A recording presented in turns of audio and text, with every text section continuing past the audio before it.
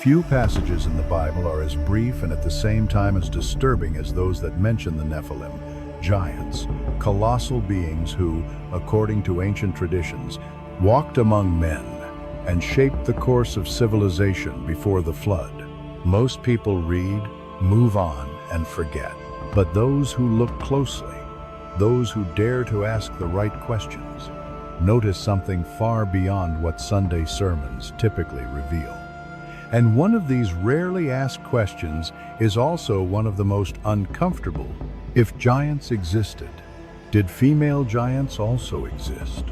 Where is the evidence of the so-called giantesses? Why don't we hear about them in official accounts or even in the boldest speculations of conventional archaeology? In this episode, you will be guided through forgotten paths, forbidden texts, and ignored evidence to discover whether these colossal women really existed. And if they did, they could completely change our understanding of the role of these entities in the early days of human civilization before the flood. This is one of the most debated and speculated topics in the world of biblical and historical discussions, involving a large number of curious individuals and scholars. The figure of the ancient Nephilim arouses as much fascination as perplexity, and many seek to better understand the context in which these enigmatic beings emerged.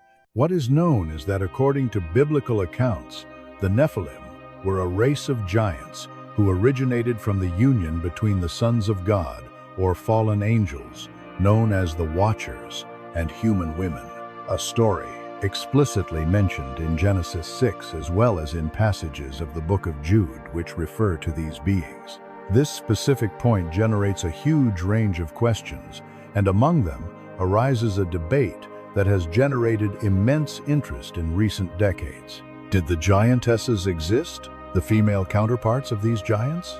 Were there in antiquity giant women alongside colossal male beings?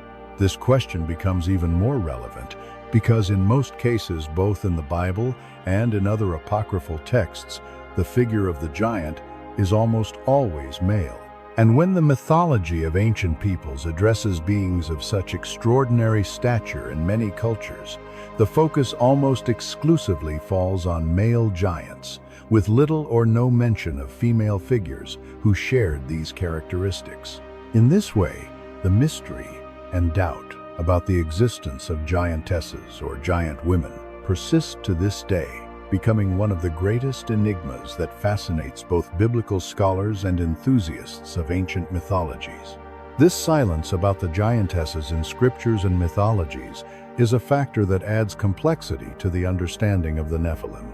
Many wonder whether this lack of mention truly indicates that these female figures did not exist, or if in some way the ancient narratives deliberately omitted their presence for cultural or symbolic reasons. For some, the absence of explicit accounts could simply reflect a narrative focus centered on the masculine, with giants described as men, as part of a symbolic and mythological construction. However, for others, this absence points to something deeper, and perhaps even an indication that giantesses were indeed not part of the equation. Beyond creating confusion, this issue also sparks curiosity among scripture readers, theology students, and people seeking to understand the mysteries contained within the Bible. Over the centuries, these questions about the nature of the Nephilim and the possible existence of their female counterparts have fueled a wide range of interpretations, some more conservative, others more audacious, but all aimed at offering a plausible explanation of what truly occurred during that remote period of human history. Given the complexity of this subject, there are no definitive answers or information that can conclusively prove the existence or non-existence of giantesses. What exists are hypotheses and theories that, based on ancient narratives and theological speculations, attempt to shed light on these enigmatic beings. One of the approaches that has been frequently discussed regarding giantesses is linked to the concept that the giants or Nephilim were hybrid beings, the result of a union between the Watchers, fallen angels, and human women. In this scenario, Giantesses would theoretically be a possibility of existence, but how could they be conceived? And what would their role or function be in the mythology and history of these colossal beings?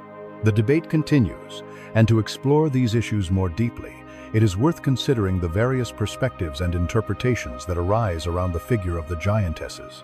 One of the most accepted ideas is that the giants, according to certain readings of biblical texts, were not merely human beings but rather hybrid creatures, products of crossbreeding between different species, resulting in extraordinary stature and physical characteristics.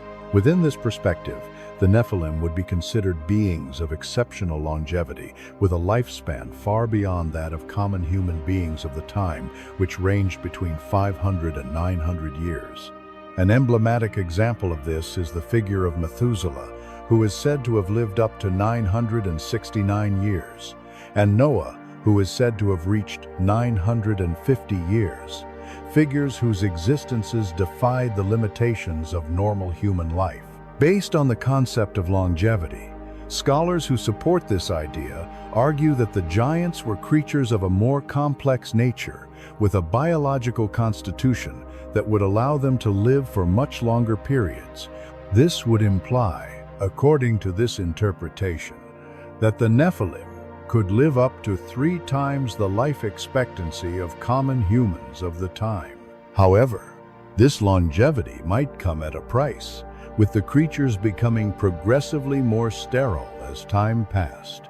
For this reason, they would no longer be able to procreate, resulting in the absence of a subsequent generation for these colossal beings. Thus, the Nephilim would be considered hybrids, incapable of reproduction.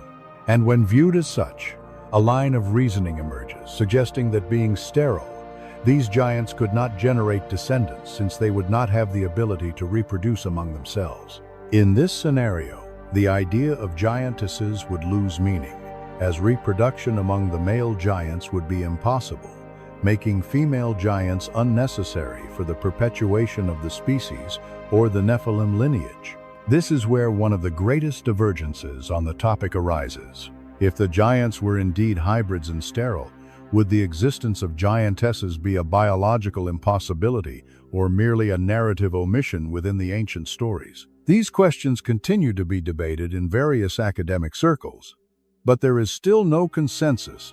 The second perspective on giants in antiquity, which considers the possibility of giantesses, brings a different approach and challenges the idea that only male giants existed. According to this line of thought, it is possible that alongside the male giants, there were also women of similar stature, and that these giantesses were female partners of these colossal creatures. This argument is based on a simple logic.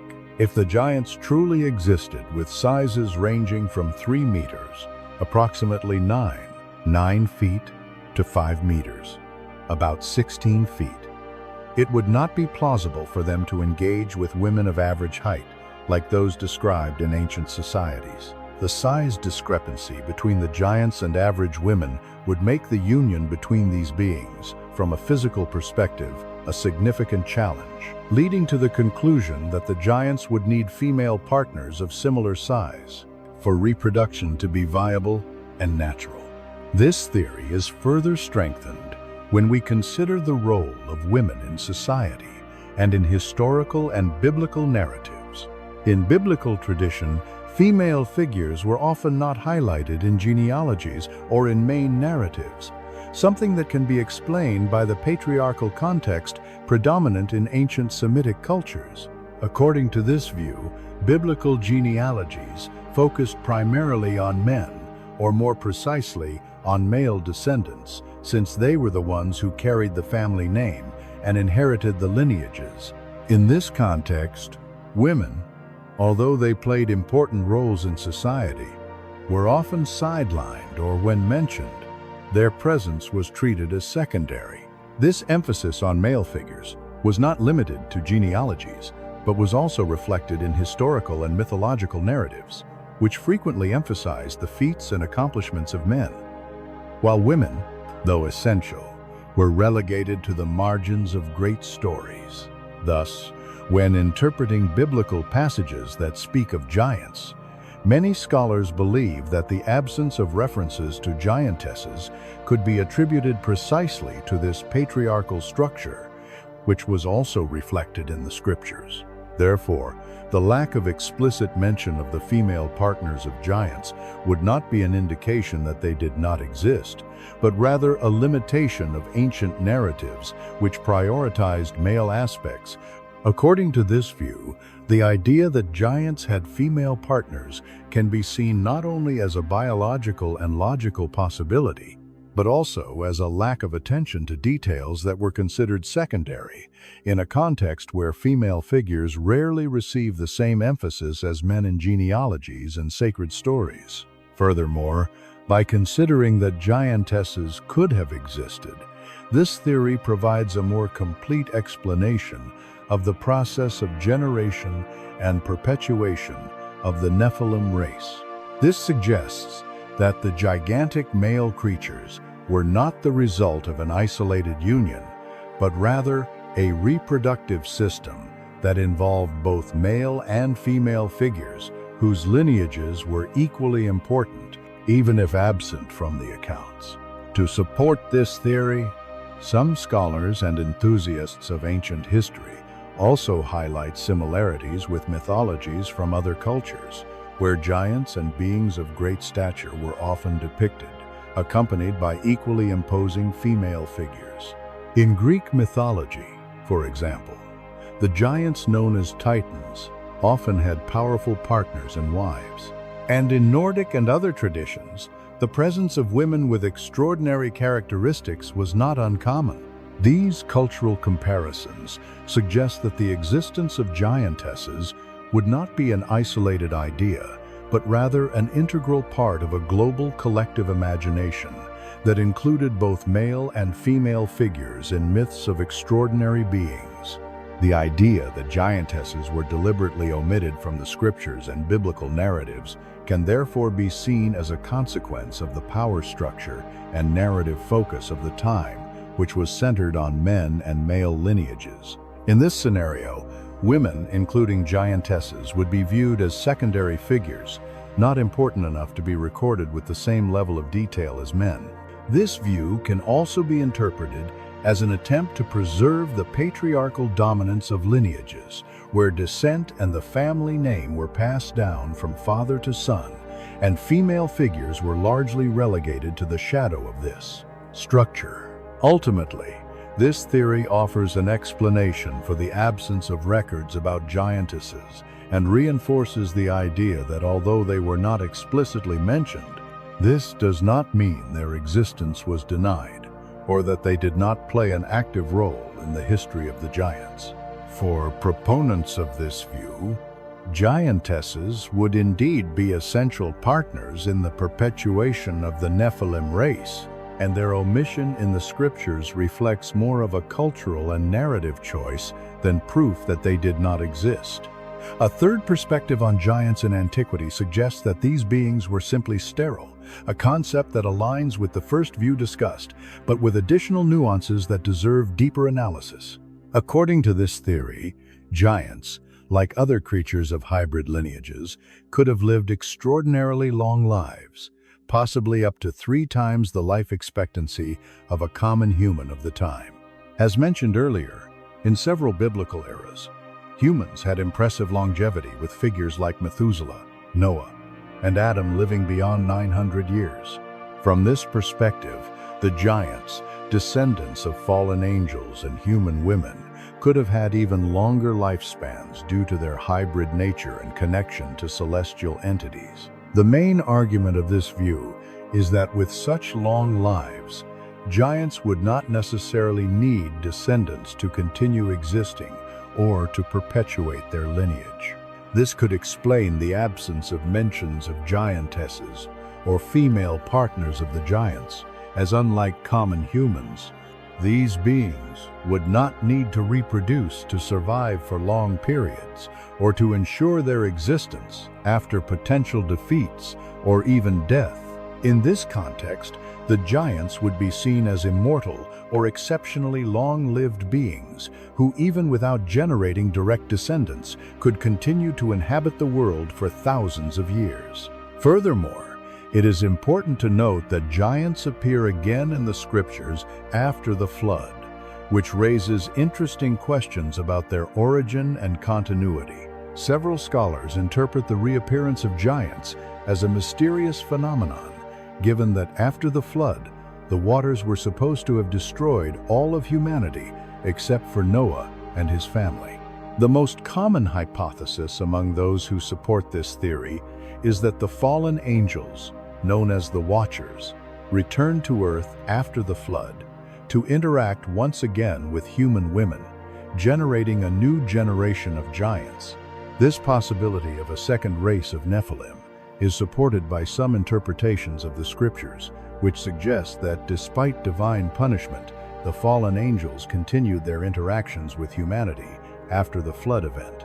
However, even with this return, the giants gradually began to decline after the flood. Although many of them were still powerful and feared, their presence in the world became increasingly rare, especially as battles and wars against them intensified.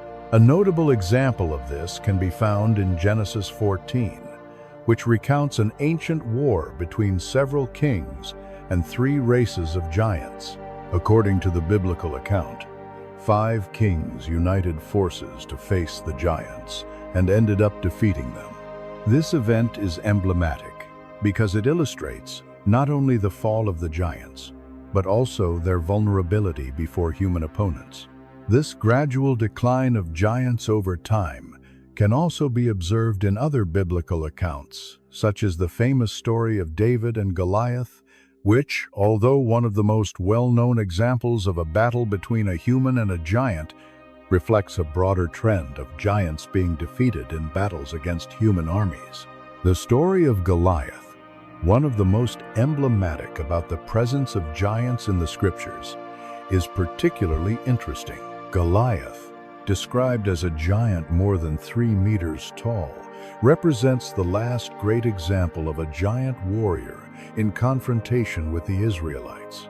His defeat at the hands of David is not just a personal victory for the young shepherd, but symbolizes the final defeat of a race that, though powerful, was gradually being eliminated from history through successive confrontations. Goliath, as part of this giant lineage, is a clear example of the fall of a being who, although feared and revered in his time, was no longer unbeatable or untouchable.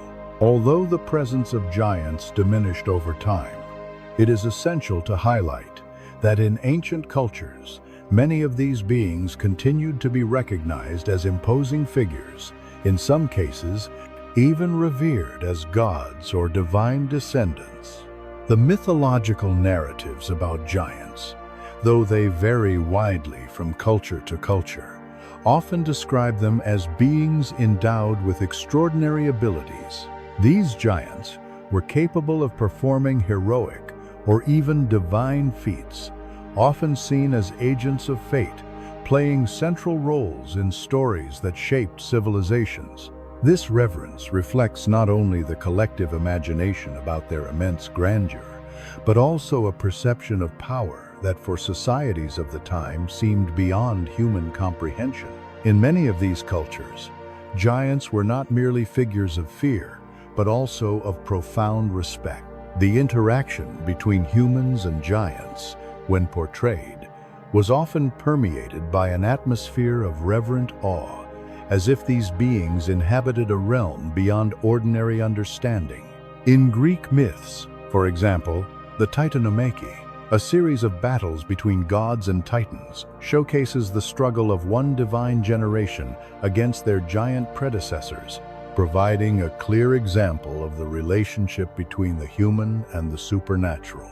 In the biblical tradition, as in the passages describing the giants as the sons of God and daughters of men, this connection between humans and extraordinary beings is filled with ambiguity, a mixture of power, danger, and transcendence. However, over time, the presence of giants in historical narratives significantly diminished. Even so, their extinction did not occur abruptly, but gradually, reflecting the decline of an era where these beings seemed to dominate the collective imagination. The successive defeats of the giants and the weakening of the lineages that, according to some traditions, were composed of these imposing creatures mark the end of a cycle. This decline serves as a metaphor for the advancement of human civilizations, which over the centuries began to gain more ground. While the giants, once symbols of absolute power, were relegated to oblivion or transformed into mythological elements. This scenario of decline does not, however, mean that giants were invincible. Although the stories involving them, such as those described in the Bible, include notable victories like David's fight against Goliath, they also highlight the fragility and vulnerability of these creatures. Giants, no matter how powerful, were not unbeatable.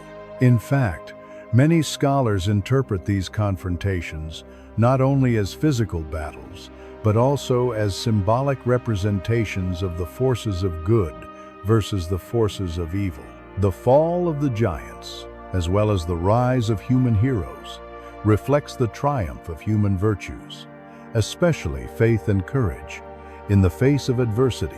This historical cultural context opens the door to reflection on the different interpretations regarding the giants in antiquity and their interaction with women. Some legends speak of giants who at a certain point would have united with human women, creating hybrid descendants. However, the concept of giantesses or female giants remains a controversial and underexplored theme in ancient sources. Many texts, including biblical ones, focus almost exclusively on male giants, with little to no significant mention of female figures of that lineage. The absence of these female figures in the narratives may be seen as a cultural omission, reflecting the dominant patriarchy in ancient societies that often silence the female presence, especially in epic and mythological tales. However, it is worth questioning. Does the absence of giantesses in ancient texts truly imply that they never existed? Or does this gap reflect more of a cultural bias than a historical reality? The truth is that without direct evidence, we cannot definitively claim that giantesses did not exist. To arrive at deeper conclusions about this topic, a more comprehensive study would be needed, involving not just textual analysis of the scriptures, but also a reflection on the cultural, social, and historical influences that shape these narratives. The questions surrounding the existence of giantesses, as well as the possibility of a society of giants composed of both sexes, remain in debate among scholars, theologians, and enthusiasts of ancient cultures. Some suggest that the relationship between giants and humans may have been more complex than merely direct antagonism, and there could have been interactions between these beings in human societies, even leading to mixed lineages. Other theories point to the idea that giants could be hybrids, the result of the union between divine beings and humans, a proposal found in various mythologies and explored by scholars from different fields. Now, we would love to hear your opinion on this fascinating subject. What do you think about the stories of the giants? Do you believe in the possibility that giantesses truly existed? Or perhaps the idea that giants and giantesses formed their own families and societies? Or maybe you support the theory that the giants were hybrids, a mix of divinities and human beings. We look forward to your reflections and discussions on this topic. Feel free to share your thoughts in the comments below. If this journey through the mysteries of the giants, as revealed in scripture and ancient mythological traditions, has edified and enriched your understanding, I invite you to express your support by liking and sharing this content. This way, more people can be reached by this profound reflection on themes that permeate both faith and sacred history. And of course, keep following us. The next video in our series, which you can check out at the end of this video, is packed with information and theories that will surely surprise you. Thank you for joining us so far, and I'll see you soon.